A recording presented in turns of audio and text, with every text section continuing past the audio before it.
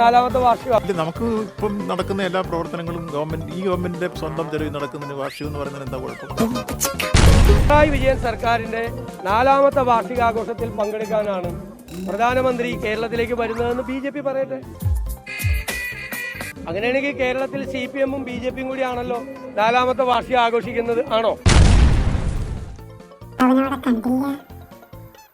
അവര് നമ്മളെ ക്ഷണിച്ചില്ല, അത് അവരുടെ തീരുമാനമാണ്.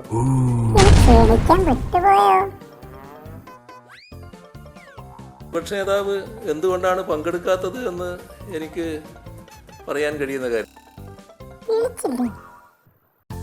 അല്ല, എന്നെ വിളിച്ചിട്ടില്ലല്ലോ. എനിക്ക് നിങ്ങൾ കണ്ടല്ലോ ക്ഷണക്ക. നമുക്ക് ക്ഷണിക്കാനുള്ള അവകാശം പോലെ തന്നെ നിരാകരിക്കാനുള്ള അവകാശം അവർക്കും ഉണ്ട്. അതിന് നമ്മൾ ചോദ്യം ചെയ്യുന്നില്ല. സർക്കാരിന്റെ നിശ്ചയദാർഢ്യത്തിലാണ് വിഴിഞ്ഞം തുറമുഖമെന്ന സ്വപ്നം യാഥാർത്ഥ്യമായത്.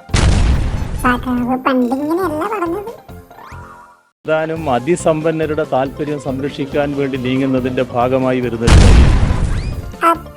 ഈ മുഖ്യമന്ത്രി ഉമ്മൻചാണ്ടി ഈ വിഴിഞ്ഞം പദ്ധതി പ്രഖ്യാപിക്കുമ്പോൾ അദ്ദേഹം പാർട്ടി സെക്രട്ടറി ആയിരുന്നു. അദ്ദേഹം പറഞ്ഞത് ഇത് 6000 കോടി രൂപയുടെ റിയൽ എസ്റ്റേറ്റ് ഇടപാടാണ്, കൊള്ളയാണ്.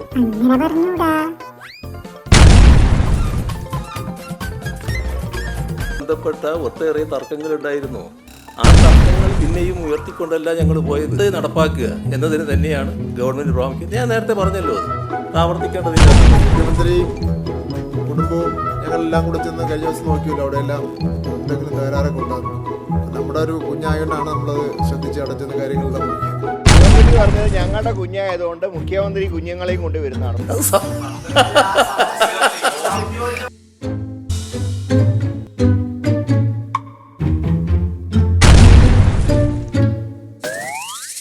എന്തൊരു ദുരന്തം.